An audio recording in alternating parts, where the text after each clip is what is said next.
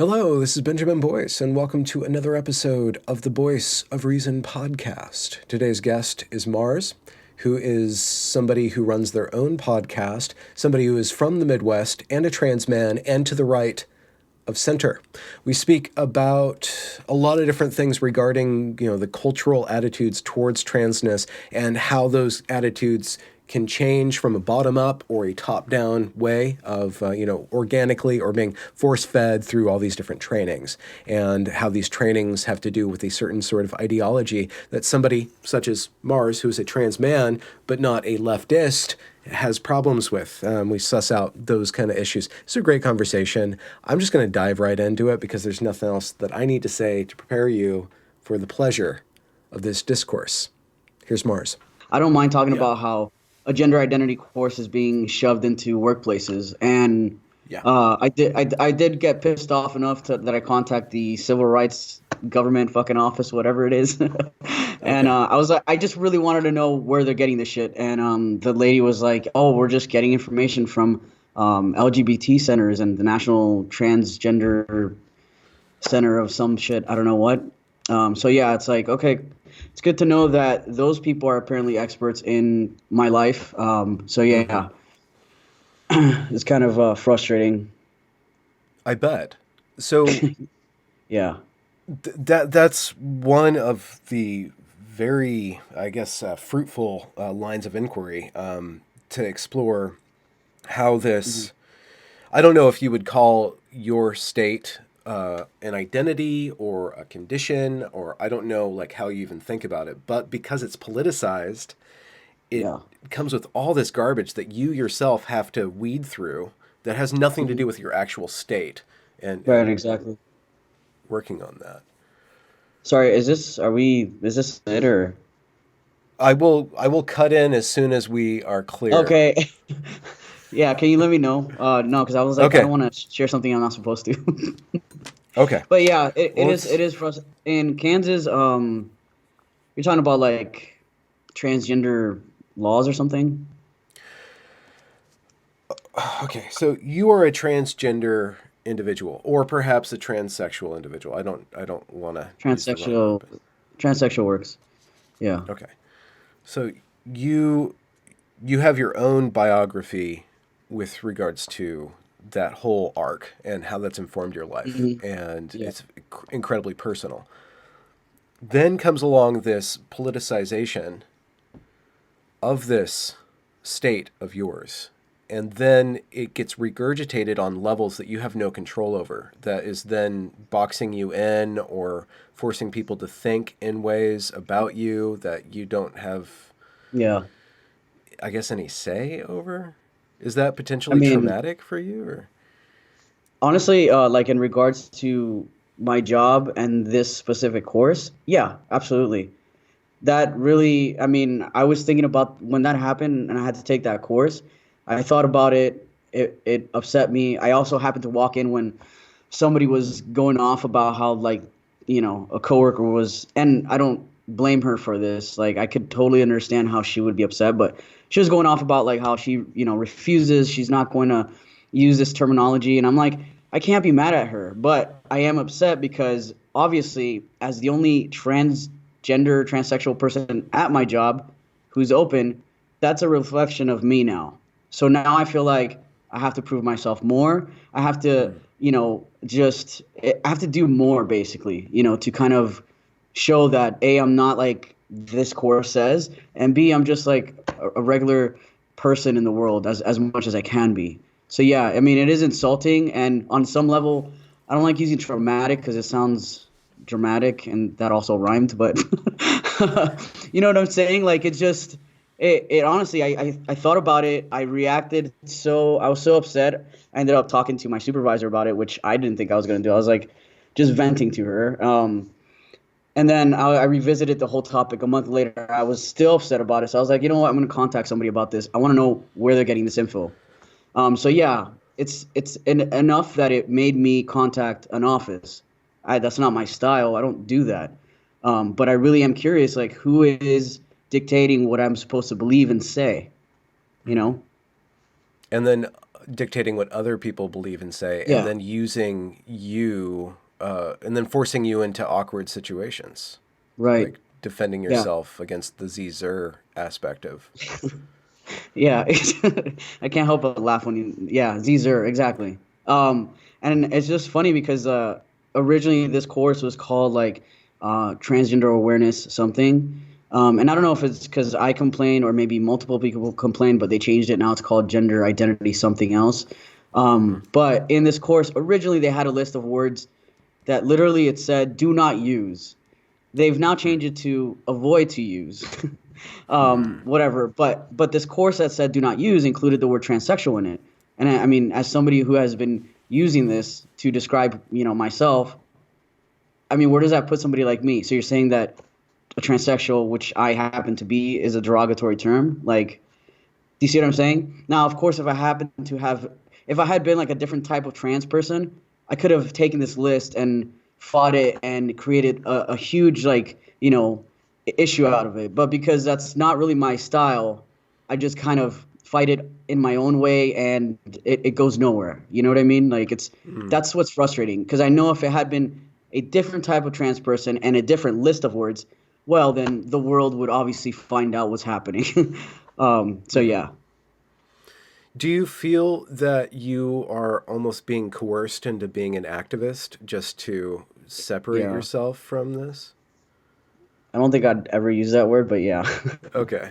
I mean, I guess on some level, maybe I fit it, but I'm not trying to, I'm not trying to be that. I mean, I'm just like, I'm trying to speak out because I feel like if I don't, well, then if things get worse, I'm going to look back and think, well, what did you do? Nothing, you know? So that's really what I'm trying to do.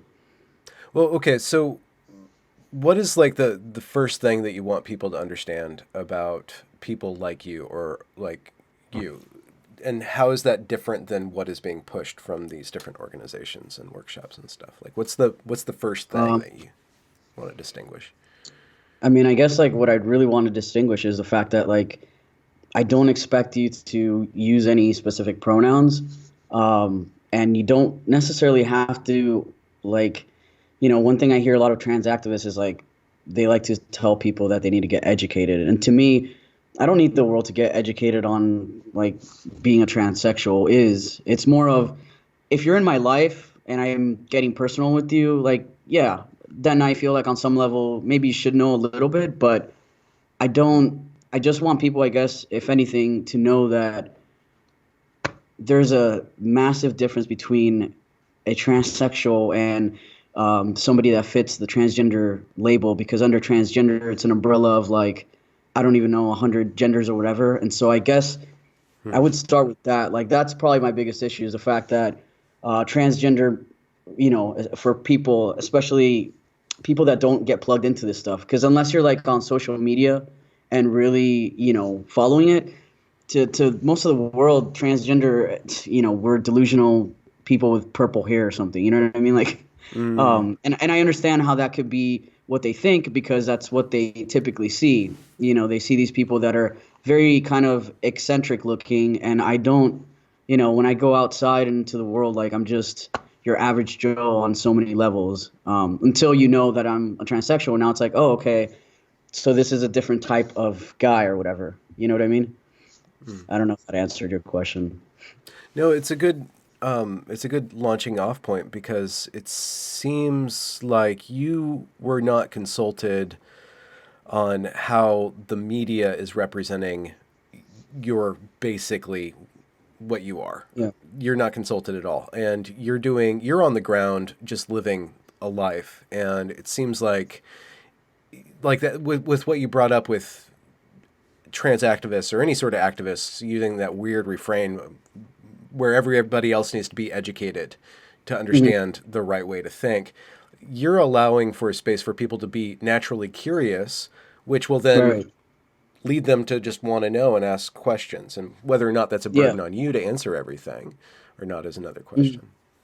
I mean, I don't have to answer, but I mean, that's generally how it goes. Like, people at work, for example, I mean, they know what's going on with me because I started to transition at that job. So it's like, I mean, I can't go stealth there, even if I wanted to. It'd be dumb. But naturally, just like you said, there have been, several coworkers that have opened up and asked me things that they have been curious about. I could have, kind of been a jerk and been like, well, you should just get educated. There's Google. But I Yeah. don't see the gain in having that kind of attitude. I also don't see how it would benefit me to just shut down and be like, no. I mean, I'll just talk to you about it because it's really not that big of a deal unless I make it a big deal.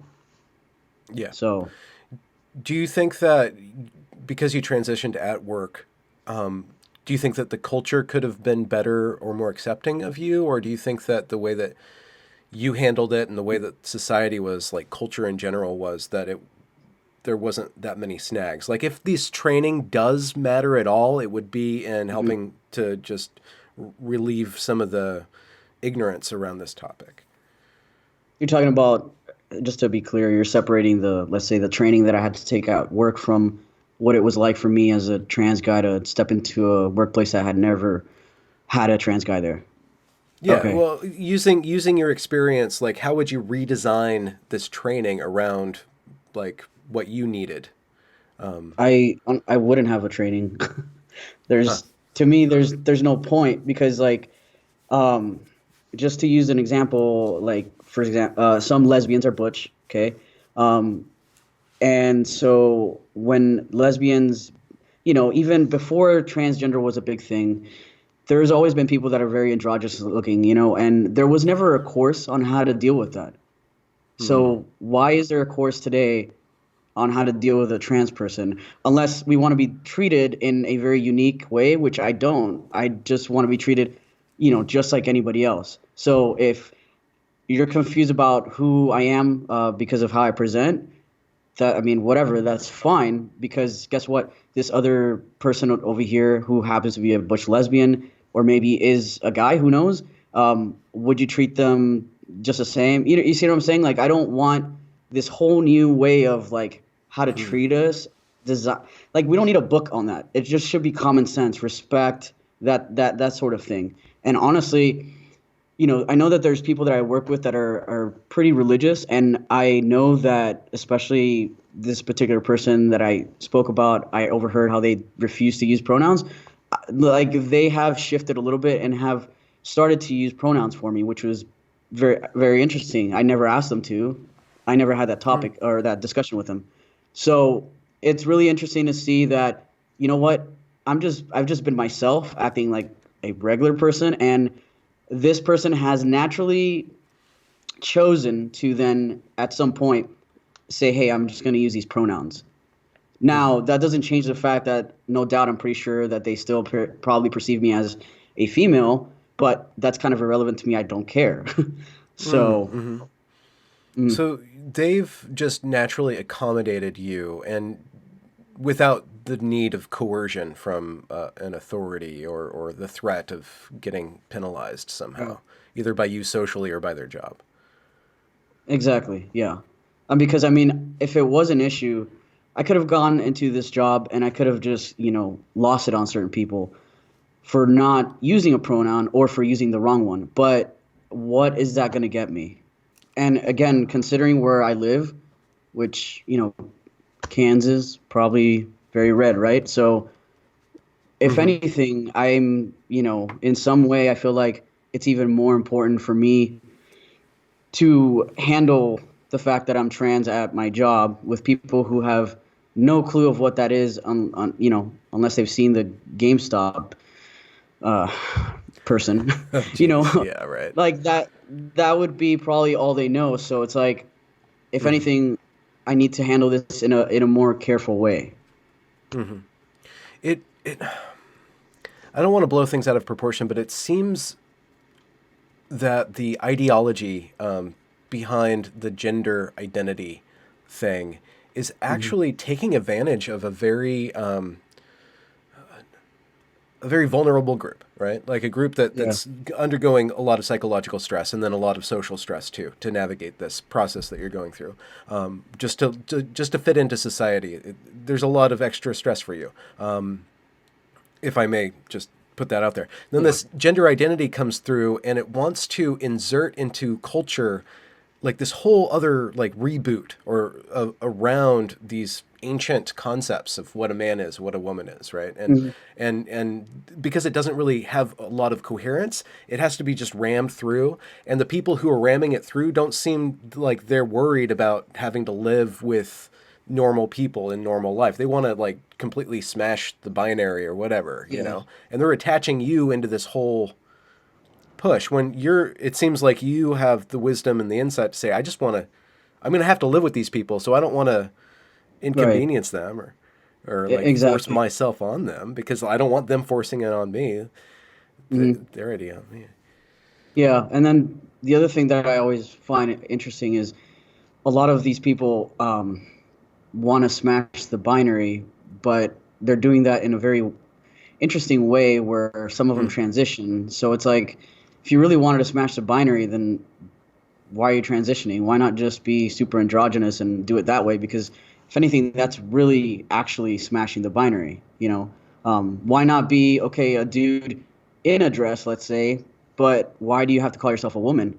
You know what I mean? Like, no, I'm not saying I'm not trying to say like I don't want to get into that topic, but you see what I'm saying? Hmm. It's like they want to do something while also forcing me to be included in there, which is what really sucks. Like I don't want to be included. I mean, I've gotten to the point on this topic where I'm like, if you want to redefine biology however you want, that's cool, but don't expect me to do it. I'm not going to do it. Don't expect women to do it or anybody else. But that doesn't seem to be the case. We can't stay in our lane. We have to throw everybody in the same lane, or else they're bigots. It's so that's Hmm. kind of what really infuriates me about all this. It's become like politicized, but also it really does threaten free speech, which I'm a big fan of. And so that's why I'm super annoyed by all of this.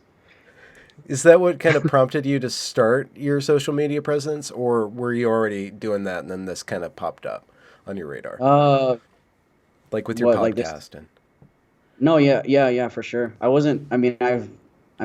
Yeah, for sure. It was when I started to transition, that I started to feel like I wanted to connect with other people that maybe agree with me because, um, I Hmm. didn't really know the in person. So I'm like, there has to be other people like me because this is this is crazy. So yeah, I mean, I started to feel super alone and isolated. Like early on in my transition, I'm like, Hmm. am I as crazy as these people? Like, am I just delusional? Like, is this all a facade? Like, what am I doing? It really made me think about what I was doing more. So I guess thank you. But at the same time, it's like it was depressing, dude. Like, I was super depressed. I was like, I feel more insane because I'm stuck with these people. Like, what are they actually saying? Hmm. Um, and so that's when I stumbled on Twitter and then I realized, wow, like there's actually a lot of people that are involved in this, and I guess I could speak out too and share my 2 cents. But the plan was never to be on YouTube. Trust me, I hate being on camera. So, but it is what it is. Like I said, like I don't want to look back and think, oh, I did nothing. So yeah. Do you think that there's move in a more preferable direction yet, or do you see things kind of changing? Not really. Yeah. The problem is like, yeah, not really, because people like me, not to say that I'm perfect, but just kind of whatever, regular transsexuals, we're not really gonna be on, cover of Time magazine or CNN or Fox News or anything like you know what I'm saying? Like we're very much ignored, and that has everything to do with the fact that CNN has their agenda, Fox News has their agenda, so it's kind of like we're only used to feed that audience, which I've realized. So I'm not sure what it's going to take, but it is kind of frustrating, because Hmm. I do see, especially with the topic of like trans women in sports and children on that are transitioning medically. I do, I already see that that's kind of becoming an issue with conservatives are trying to ban kids from medically transitioning under the age of 18 in South Carolina. Hmm. Um, so it's like I don't know, and I'm kind of just in the middle, stuck between two extremes, and I just don't Yeah. agree with everything. So it Yeah. kind of blows. Yeah. What's your take on childhood transition? Well, and just I mean, first, just speaking, like, would you have wanted that for yourself, and then like, how do you think that that would work out on a societal level? I mean, in a perfect world, like, yeah, I would have maybe wanted it for myself, but then not really because I think one thing I've realized and this is not to say I'm against, I feel like it's better if it was on a case by case basis as far as somebody, let's say, medically transitioning at 16. But then my other concern would be what process are they going through before doing that? Is it going to be a lot of therapy? Is there going to be a lot of other ways to deal with their dysphoria before saying, okay, nothing else worked, and then we can try that? But personally speaking, like I think what I've realized, especially as I see all these detransitioners, 5 years detransing, and or before that, is it's kind of like everything else in life in a way. I feel, like for example, I think I think I'm always going to look back and think, well, what if I had finished college, and wonder what that life would be like. And so that's kind of the same way I look at if I had medically transitioned as a kid. I think as I grow older, I always think, well, what if I had done this sooner? Or, I mean, probably 5 to 6 years from now, I don't doubt I'll think, well, what if I never transitioned? What would I be like today? And so I think that's the hardest thing is like as human beings, as we grow older, there's no way I'm not going to think about that. I'm going to think about detransitioning in a year or two. Like it's only natural because this is like a massive life change. And so knowing that is why, like, personally, I'm glad that I never did it as a kid because I want to be able to look at that question like, well, what if my life could be like this? And understand that no, everything I did today is exactly what needed to happen for me, which I really don't think a child can answer that. But again, I also don't. I'm not for banning stuff, so that's kind of my Hmm. problem. Hmm. Do you think that there is do you think that the care that you were given was sufficient, like with regards to the different levels of support, the medical and the psychological support? Do you think that you were given access, that you had access to Like sufficient? when I met, like when I medically transitioned. Yeah, like and No, leading up to that. No. no, hell no, no, not at all. I'm okay. So like, I went to a gender therapist for a while, and it was just I don't know. It was definitely weird. Like I've been to therapy off and on throughout most of my life, and that was just I just didn't like it. I don't know. There was something Hmm. not authentic about him. And I just eventually stopped seeing this person because it didn't really feel like I was too challenged, basically. But my point is like I didn't really have to do that. I could have just gone to Planned Parenthood and informed consent, and I'm good. Which, technically speaking, by the time I was done with that therapist and then I started on a new one, I was pretty much just like at a point where like I wanted to start. So in a way, I did go to something similar to Planned Parenthood. It was like a clinic, um, and that doctor that saw me, who is no longer here, I left the office for whatever reason.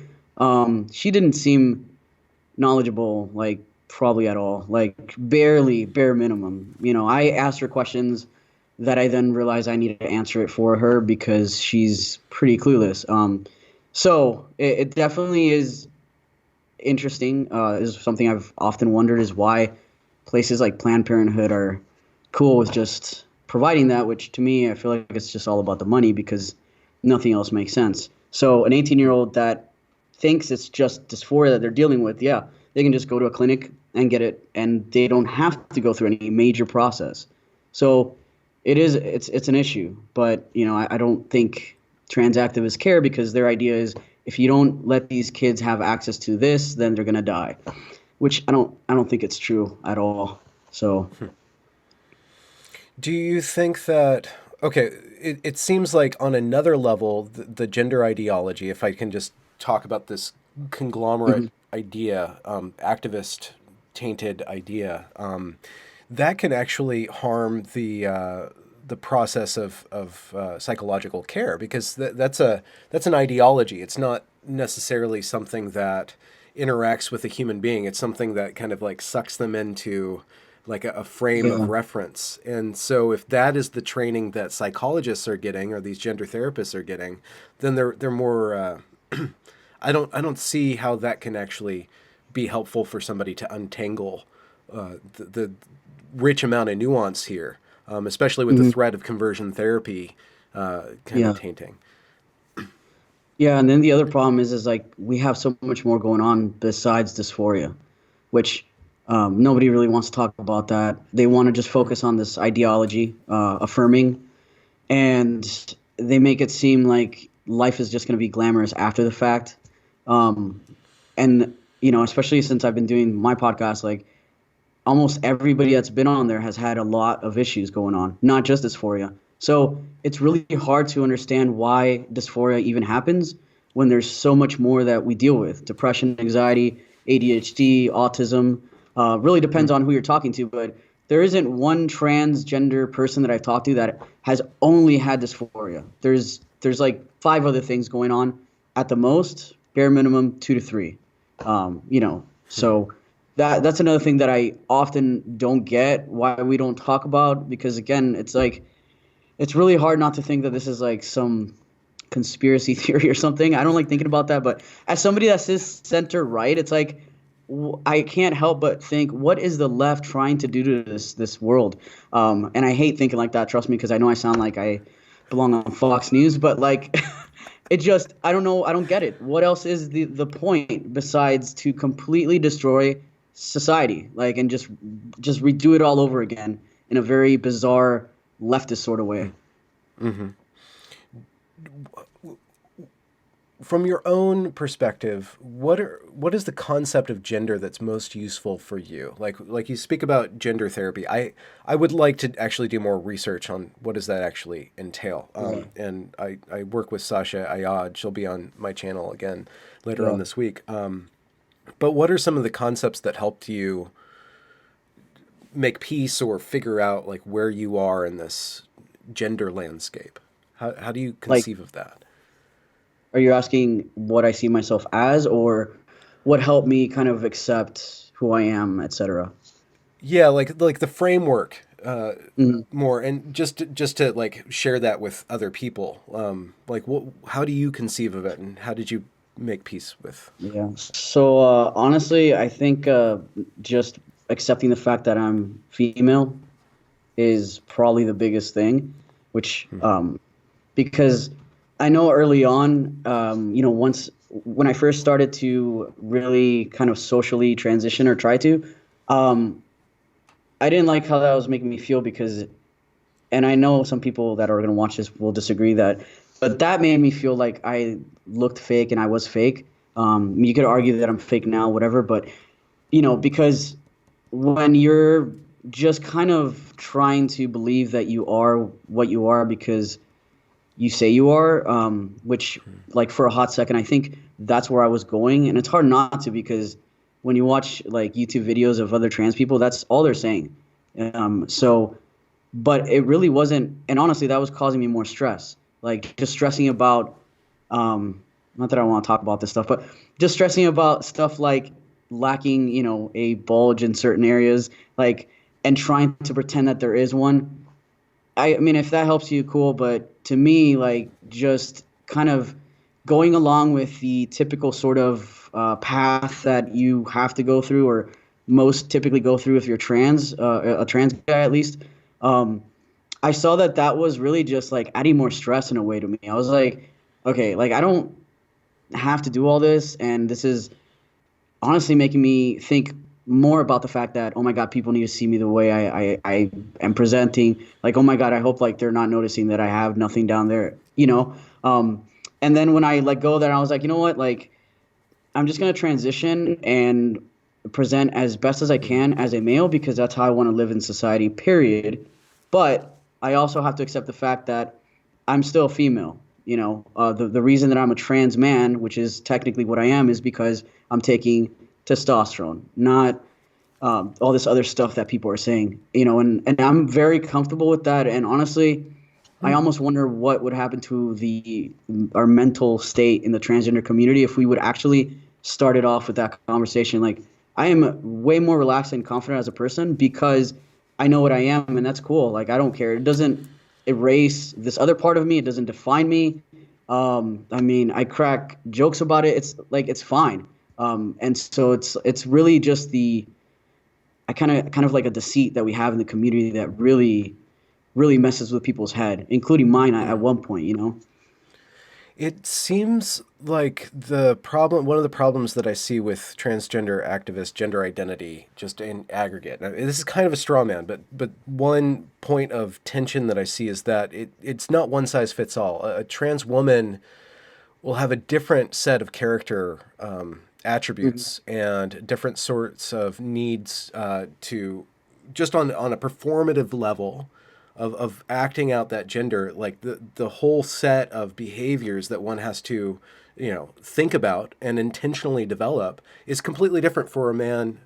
Somebody's transitioning into a man and somebody's transitioning into a woman, and what you just said, it reminds me of what other people have said in this series about the extra level of stress with performing this and then expecting other people to believe that performance, and maybe you're just not a performative character. Maybe like you're Right. who you are is not a performer, and so like you're having to adopt this whole Yeah. performance thing that just exacerbates all the issues. It's not helping you at all.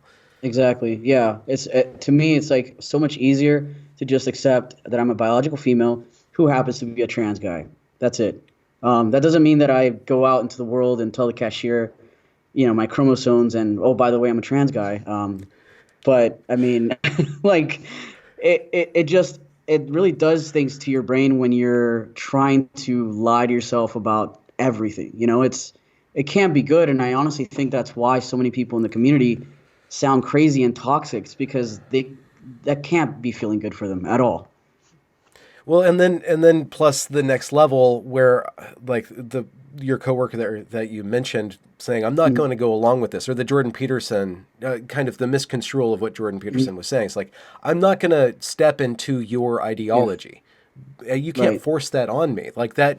I'm not going to step into that cognitive dissonance. So it seems like the way that coercive aspect of gender ideology in these programs and these trainings, it all comes down to the seed where there's somebody who's uncomfortable with themselves, and the one method of correcting that is to correct society around them, Mhm. or for them to force society to see them another way. And it seems like what you're pointing to is the path that worked for you, which is to just ground yourself in reality and then figure out ways to be comfortable in your own skin. Exactly. Yeah, and then the interesting thing too is like you said, somebody being uncomfortable. Yeah, like maybe there's five people over there, maybe five people are uncomfortable about one thing, but there's other people like me that are uncomfortable about what they're doing. And then on top of that, there's maybe people, just ordinary dudes like you might be uncomfortable with all of this. So it's like whose comfort level matters more? Not mine, apparently. So that's the other issue too. It's like, all right, so who's deciding this? Because it seems like somebody's comfort matters, everybody else is just screwed. Yeah, how do you parse competing claims of not Mhm. necessarily victimhood, but I guess just comfort, base level Yeah. comfort, and then how do you enforce that? And I think that your attitude is a clue that you're just going to be you. Just taking your story, what you've told me, you're just going to be Yeah. you. That conservative person that you interact with, it's going to be too much effort for them to not want to get along with you because you're just presenting somebody that they want to get along with, and so they're going to make that very easy concession to you by Yeah. changing their language around you. Yeah. And I mean, at the end of the day, there's always going to be people that are uncomfortable with me, regardless if they know I'm trans or not. They might just think I'm a jerk, and that's cool. Like, I don't understand why we have to convince everybody that you need to like me and accept me and also embrace who I am. It's just very bizarre, especially from the LGBT, because as far as I can recall, it was always about acceptance, and now it's about no, you're going to repeat the same things I say and believe them, or else. Yeah. So it's like I don't get it. I'm totally cool with the whole acceptance thing. Like I don't need more than that at all. And I mean it'd be weird if and it is weird. It's weird when other people are so educated, um, however you want to define that on transgender stuff. It trips me out. Like I don't want to hear any coworkers say, and they have, and I understand because again, they were educated, but it's weird hearing other dudes I work with sometimes to say like chest binder, like I didn't want them to ever know what that is. Like, why do they need to know that? It's weird.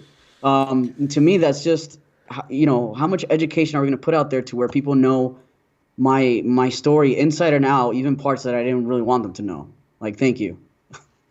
Well, it seems like you're beating people to the punch by speaking about it online. Yeah. Well, yeah. In a way, I know I'm talking about it now, but it's kind of like the only reason I'm talking about it is because they're talking about it. So I'm just trying to provide a different perspective. But it's really interesting because this whole time transsexuals have always been stealth.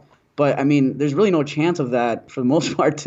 Because now people just know. I mean, even I feel like I've become an expert at spawning a trans person. Like I just know.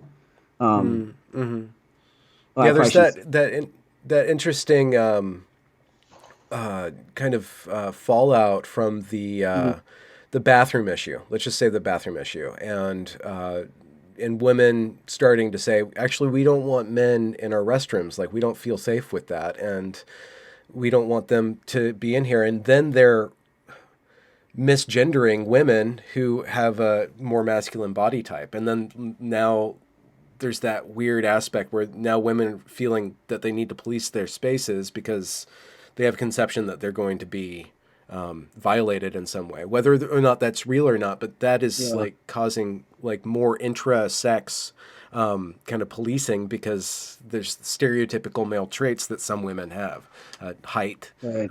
Jaw structure, stuff like that. Yeah. Yeah, exactly. And I mean, with that topic, I'm just pretty much done with that topic. I mean, there's no way to. I don't see how we would solve that one unless, again, we had like police officers posted outside, or we're gonna check IDs, or we're gonna pull people's pants down. Like, there's just only extreme ways to solve that. Test. Yeah. Yeah, chromosome. Yeah, so we could I guess we could add a new bathroom, like another option, but like what I always say is like, how are you going to know they're going to go there? Because I mean, for the most part, if there's a single family restroom, I'd rather just go to that, and I do. But if that one's taken or that one's not there, I'm just going to go to the men's and do my thing and go out. I mean, nobody has ever given a shit about. I don't know if I can cuss here. Sorry. That's fine. Yeah, nobody has. It's very apropos to our topic. Okay. Yeah, but yeah, nobody ever really cares. I think, and obviously nobody cares in general about trans guys, but I guess the issue is more trans women because of the fact that they're biological males, and because of the fact that, yeah, some people are definitely trying to fit into this category to gain access to female spaces. Not to say they all are, but that's definitely more of an issue on that side than, well, there's not again, if there was if there wasn't so much policing around the discourse, the conversation could proceed, and the reason I believe reasonable ideas will win out. But because like there's so much policing of like you're a bigot if you even question this stuff, then it just brings us all into a lock of not being able to really understand each other as humans. Yeah, and I think, I mean, both sides on some level, they're trying to do something that they care about, but it comes off as kind of extreme because, like you said, nobody wants to really talk about it. And that becomes the issue because, I don't know, but sorry. No, that's fine. Completely lost my train of thought there. I wanted to ask, have you received any blowback from the LGBT community, or have you been flying under the radar, and what's that been like? Mostly under the radar, I think. Yeah. But I mean, I've gotten some people calling me transphobe and a bigot, bootlicker for sure, but definitely not that bad yet. So, yeah, I mean, I'm fine where I'm at. I don't want that stuff, but yeah.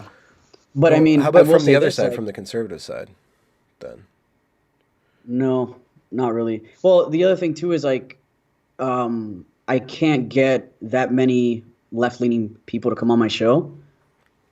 So, they see a couple titles of my videos, and one pretty well-known trans activist actually. I'm not going to drop his name because I'm not trying to give the guy hate, even though he's kind of a jerk now, but yeah, like I was amazed that he said that my content it's harmful. Like what I'm saying is harmful, and he doesn't want to contribute to that. And I mean, it blows my mind because I've been talking to so many different people that probably I don't even agree with politically, Mm-hmm. but yet I'll have that talk with them, and I see that a lot from the right. You know, some people recently complained that I don't have enough left people on my show, but it's like they don't want to talk to me. So, you know, what am I supposed to do about that? And like you said, that becomes a problem. We can't have these discussions. So how are we going to solve the problems? We're going to solve them in some sort of radical way that the left or the right comes up with, because, you know, any moderate voice is just kind of like a bigot regardless. So, Can you justify? Can you help me understand how your content would be seen as harmful? Do you understand that as a no, critique? I don't. I don't understand it because I've even had like non-binary people on there who, I mean, I can't fully wrap my head around that still, and I don't agree with probably a lot that they say, but like I still had them on and they shared their story, so I don't understand how it's harmful. It's literally just a conversation. Um, you know, so but again, it's like they feel attacked when you talk about stuff that might maybe debunk their ideology. I think that's literally what it is because I don't understand what else it could be. It's like they don't want this rational voice out there because now people will see that what I'm saying is just a bunch of BS, is my thinking. Yeah. Did you have a moment like that where your belief system was being challenged, either in this thing or in another area? And how did you? What do you think are some of the properties that allowed you to allow your belief system to change? If you've ever had to change, maybe you've been right the whole time. Yeah, I'm always right, dude. Okay, No, so bad no. false dichotomy on my part to assume that you'd never be wrong. You kind of set yourself up for that. So, Yeah, I know. no, to be honest, like, I've never been into politics, and I'm still not. I don't consider myself like a political expert, and I mean, I've always been pretty reserved, and I had no intentions to get to the place I am at today. Like, if we're talking about politically speaking, I've always been a kind of blind voter. Like I never really looked into why I was going to vote for somebody. It was more of like, okay, so my family's more this, so I guess that makes sense. Or okay, well I'm hanging around LGBT circles, so this person is pro, you know, same-sex marriage, so obviously I need to vote for them. It really wasn't until like probably the end of Obama that I started to really open my eyes and read articles and not just the headlines. Um, and why that was, honestly, was probably a lot to do with the fact that, like, you know, half of my family seemed to be for Clinton, the other half seemed to be for Trump.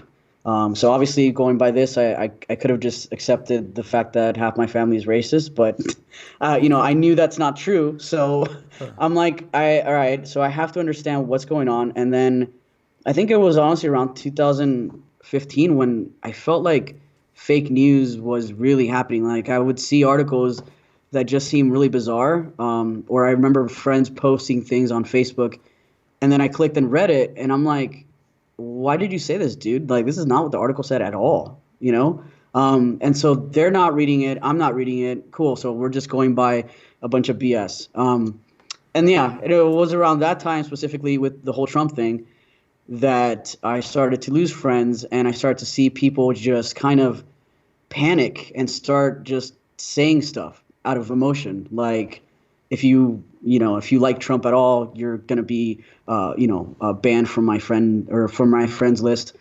And honestly, it was all of that. The extreme that was happening with people on the left, people that I thought were my friends, people that I thought cared about the truth, turned out to just not care about that stuff all of a sudden. So all of that, was kind of leading me into where I am at today, I guess. That and just the fact that, I mean, it's not a major part of it, but it definitely did help working at.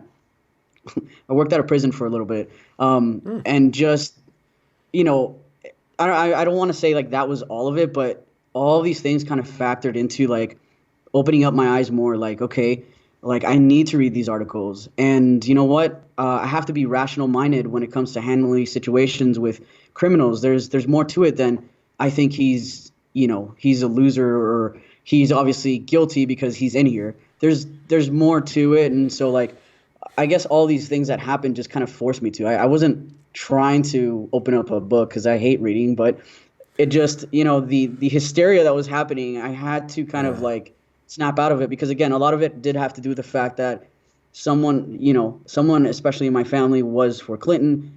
More than half of it was Trump. So I was like, okay, like I don't want to believe that half my family's racist because that doesn't make any sense. So that was Have before you I even, yeah, that was before I medically transitioned. I was just gonna say. Okay. Have you been able to act as kind of a bridge builder in your family, or have you figured out like how these two different ways of I thinking formed, and then no, if there's any possibility of them? I mean, I definitely feel like I tried, but I failed. But I mean, I don't want to give my family a lot of crap on here or anything, but I mean, I tried, but I definitely think like now it's more calm. But at the time, like, yeah, there's no chance to have a rational Mhm. discussion, especially in Mhm. 2016. People were just really intense about what they believed in. And I mean, to be fair, even I was like, at a certain point, I realized, like, once I snapped and realized, okay, the left isn't everything I thought, I lost it. And I saw myself like, you know, just going along with a lot more things on the right in a very, at times, I think, like Fox News kind of a way. And I'm like, all right, I need to tone it down. Yeah. So, I mean, I'm just saying, like, there was a point there where I could have never come back to where I'm at today. But I didn't. I saw that I started to do almost the same thing that the left was, right? The left, if you're like left leaning, you tend to believe things on the left. If you're right leaning, you believe things that the right say.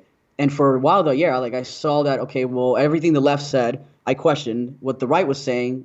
I'm cool with it. They're obviously, all true. Mhm. But yeah, Mhm. I mean, it's really hard to snap out of it and take a step back. But I mean, you don't want to be blindly following either side because both sides are on some level just gonna be lying to you sometimes. It just is Mhm. what it is.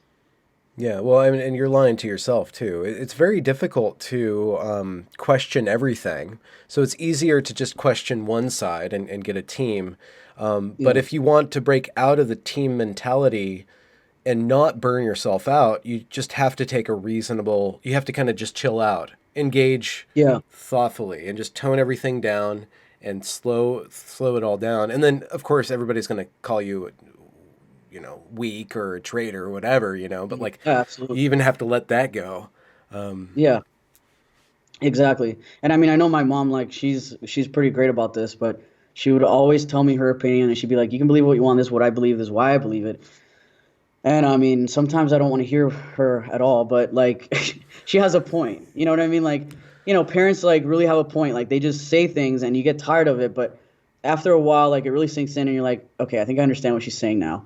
And so yeah, I Mm. mean, it's like, my parents are Cuban. They immigrated to this country. Like there's got to be a reason why they believe the things they do. And so, even what they say sometimes, yeah, I'll question it, but I think that has a lot to do with it. If you're in an environment that kind of embraces the idea of questioning things versus, I don't know what's going on in some households, but that would suck if I was raised in a home where people are just flat out like, don't ask questions. Like, this is what's right. Can be pretty toxic, I think. So, Mm. Hmm. Well, that's great. What's your next lineup for your podcast? Are you allowed to speak about your next um, guest, or is there a topic that you're exploring coming up? not really. I think the next couple podcasts, since the year's coming to an end, are just going to be pretty fun. Nothing too intense. That last one was a little bit intense in a good way, talking to a detransitioner and talking about transgender kids. So that one was, but yeah, I mean, I don't know where I'm gonna go with the podcast, but I Hmm. just really want conversation. Like that's my biggest thing. Like I want to talk about these things. I want experts to talk about these things. And I know you've had some on your show, but it's like, why aren't they? Why aren't there more people like that talking about it? And I often wonder, honestly, I go to an endocrinologist and I often wonder what their actual stance is on it. Obviously, I'm not going to ask because I don't think they'd answer. But I truly, I don't know. I really want to see this, and like I don't know if you've seen these articles lately. Like there was one the other day on, I think it was from the UK, but it was talking about how some people that work for NHS are leaving because they're affirming kids a lot. Mm-hmm. And there was a similar article to that in Australia regarding transgender women in sports, referees quitting because if they weren't allowed to question anything. And so, I mean, that's kind of, I guess, where we're headed, which it sucks. And yeah, coming up on the 2020 election, I already know that transgender is going to be a hot topic for the left. So I just, Interesting. Yeah. Yeah, it already has. I mean, they had that LGBT town hall. I didn't watch it. I mean, I just saw probably the most good for you. outrageous clips. You're lucky. Yeah, it's pretty cringy. So Hmm. I don't know. I'm just pretty much done with all that. That's why I'm trying to talk, despite the fact that I'd much rather go live my life and not talk. But it's just very frustrating because one of the biggest things that, like I said, for me is like free speech, and I feel like it's being attacked more so with trans people now. And it's not okay. Like I'd much rather do something for this country than for my selfish needs, basically. But yeah. That's great. I love your tone and your attitude. This is the exact kind of people that I want to drink beer with. Right, right. Not the kind that would lose it if you misgender me. Oh no, in my experience, like I've never. The only people that have like corrected me about that have been Mhm. people correcting me on behalf of somebody else that's not even there. I mean, because the pronoun is a third person thing, so it's like, Wow. Yes, of yeah, course. Yeah, the there's a certain type of person that I really dislike. It's the it's it's okay. I that think I know what you're saying. church lady person, with purple hair nowadays. That's great. Yeah, I mean, honestly, I don't know. I don't know what it's like over there for you, I mean, where you're at. Like, I could not live there. I feel like I would die Hmm. inside and out. It's interesting. I mean, actually, in Washington and Oregon and Mhm. in California too, like there's the official stance, which is really progressive, which is the city stance, but everywhere outside of a city is super Yeah. conservative. Hmm. Just the way it is. It's kind of interesting. Yeah, but it doesn't seem that way at all in how the media presents it. Seems like Yeah. the whole state is just gone. Yeah. No. So, No. Yeah. It's interesting. It's interesting how these political narratives and any sort of narrative kind of like gives an impression that actually once you zoom into it, like the map and the territory yeah. don't even have anything in common. As you're looking at. Yeah, no, that's true. That's a fair point. Although I'd still never want to live there, um but I Fuck. mean I can relate because when I lived in Denver, Denver was crazy, but everywhere around Denver in Colorado seemed pretty normal. Hmm. But yet I still look at Denver like that's a crazy place to be, the whole state. So so yeah, for sure. Yeah. Um Well, thanks, Mars, for joining me. I, Dude, I no will snip problem. this correctly. This is a wonderful I hope so. conversation. Yeah. No, thanks for having me. Honestly, I've been enjoying all your podcasts and your evergreen thing. I don't know how you did that. I feel like I lose brain cells. I had to take a lot of breaks because I was like, I can't keep I've listening taken to a big this. break. Yeah, I'm like, these people are crazy stupid. Like, I can't. There's no way. Huh. Yeah, that's. Yeah, I have another probably 200 or 300 hours to put into it, and Yeah. I can't I go back into the material. I just like I can't separate how this is making me feel from what I need to make everybody else feel at this Yeah. point. I know. I saw that you've gotten hate for it, but like, I often wonder, like, do people, especially the professors you talk about, like, have they tried to like kind of cancel you or something? Not really. They can't. It's that's a really interesting kind of power dynamic that we have because they are state employees and I'm a private citizen. So there's no way for them to come after me without them looking really bad. And one person kind of made the overture of kind of Mhm. trying to smack me down on social media, and it just did not work in their favor at all. It's kind of Yeah. asymmetrical battle. Like they Mm. can do their marketing push. They can't really single me out. Any state employee. I'm sure they maybe I'm being naive, but I don't think that that would work in their favor, and I think that they know that. Yeah. Yeah. I mean, you did present them how they presented themselves too, though. So, I've tried to not. I've injected my opinion, and I do have opinions, but I've tried, at least with the official documentary, to just show, because I think if we just show it, then people can derive their own lessons from it. You know, yeah. they don't Yeah. necessarily need my input. But you're obviously done with school though, right? I don't know. I've only had my bachelor's. Some part of me wants a master's, but I don't What'd know you what to do what'd next. you get a bachelor's for? I Gender called it studies? narrative. What? Gender studies? Gender studies? No, this is actually what this series is about. This is Be like kind of my. I to be honest, it'd be great. I'm like, that's why he covers this topic. I get it now. No, not at all. Just writing, basically narrative Oh, stories, how oh, stories really? work, how what what what we find valuable from them, what they do, and how to make them and how to break them apart. So The you would whole go back to trans that school? what Yeah. Sorry, go ahead. I keep cutting you off. The whole trans what? uh the trans topic Hmm. felt to me like a way to explore progressivism, away from the Yeah. race thing. Mm. I, I just the race thing is so fraught, Yeah. that it seemed like there was more. I would have more access, to actually talking about, how activism's interacting and impacting this community. And then you have this Yeah. huge, Right. byproduct of like actually educating people about, like the ins and outs of this. Then there's so many. So. Yeah, exactly. But you would actually go back to that school, like if you wanted to get your master's?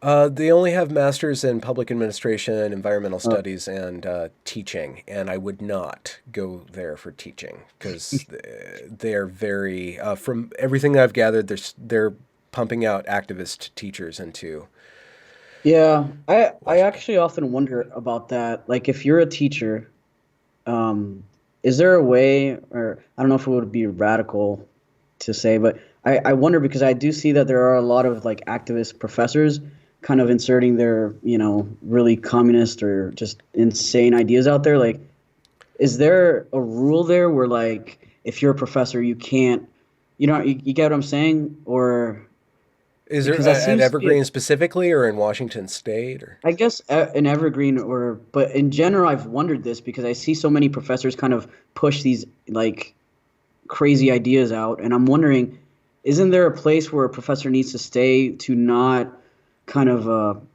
inspire students to think about being like, say a communist? I don't know if that's a thing. Well, okay, so that's a really interesting question, and I'm gonna try to. I mean, I can't completely answer it, but I do think that on one level, it's an ethical, kind of question of what is the role of the teacher, and there is Yeah. the classical liberal viewpoint on being an educator is that you present the views and you allow the student to grapple with a variety of viewpoints, because what you're doing is training a mind. You're training a mind to jump from one idea to another idea and watch those ideas battle out. Yeah. You're just trying to strengthen somebody. There's this other, mode of teaching that is actually kind of enshrined more and more in certain parts of academia, around, Freer. I don't know if I'm. There's a couple of books. One is Teaching to Transgress, and another one is I can't Bell Hook's book. But that is the modality of the world is fucked up. My job as a teacher is to train people to fix the world. It's that Marxist.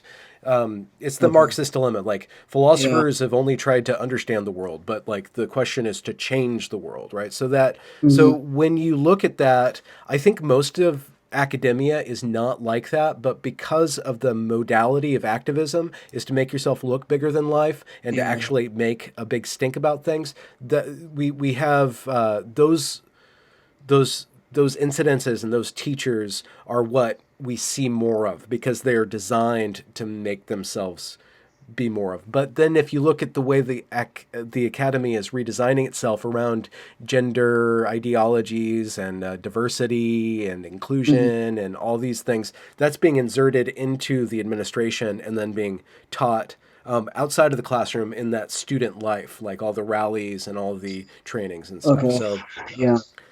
it's a It's complex thing. very. Somebody asked me today if it is an epidemic, and I don't think so. I think I'd be overstating the case, but I do think it is a big problem. It needs to be called out so that people have the tools to combat it, because I don't think activism should be a part of the academy. Yeah. That guy.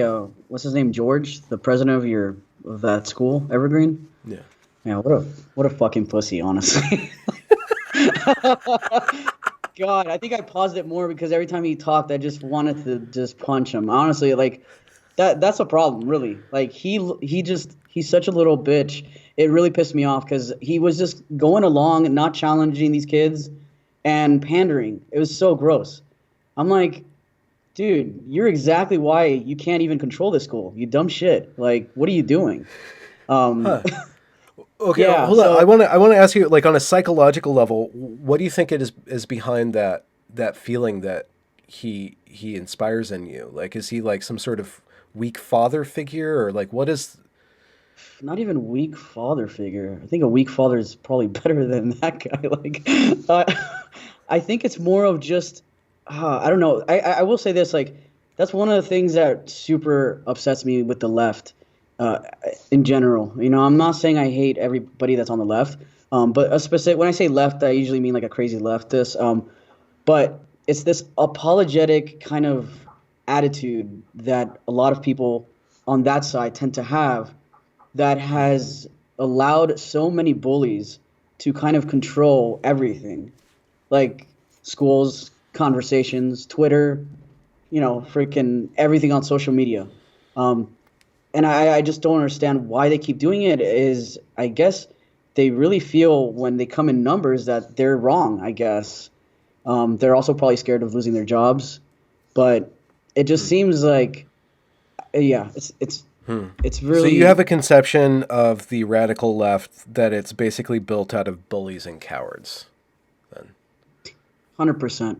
Yeah, because I honestly believe that the amount of people on the left that are like super leftists pushing communism, let's say, I mean, yeah, there's probably a lot more than there was like 5 years ago, but I still do think a lot of people that are left leaning liberals, there's probably a lot more of them. They're just not speaking out. So, yeah, I do think y'all are cowards because I don't understand what it's going to take. Like, if you want to save your party, which at this point I don't even think that's possible, like, you need to speak out. You need to call these people out. You need to say that's not okay. You can't bully this person just because they don't, let's say, want to use a pronoun that you prefer or whatever. Yeah, it's just, I mean, it's online and it's offline, more so in cities. So I mean, it's hard to say it's a problem, on the right when it's coming from major cities. Those well, are you're doing my. good work, Mars. Hey, thanks, you too, by the way. I appreciate it. And thanks for having me on, honestly. Yeah, I, thanks I for. really I really like your series. Like I'm not gonna lie, I've seen some of your videos and I've stolen some of your guests. So Oh no, so excellent. yeah. Please do poach them. Yeah, I yeah. just want to be a Yeah. portal. No, it's good. It's good. I mean, you've had guests on that I don't agree with, but I do appreciate it. Hopefully the comment section on this video isn't too bad. Fuck it. Take That it shit with a always grain of pisses salt. me. They're gonna love Yeah. you. I do feel bad. I think that you're used to it now, but I get guests on that don't really understand how comments work, and like I don't know how to tell them like there are gonna be some people who are gonna say some things, and only listen to the Yeah, things yeah. that one actually would change your view, or two Mm, are good. Don't ignore the negative stuff, but don't take it to heart yeah. either. Yeah.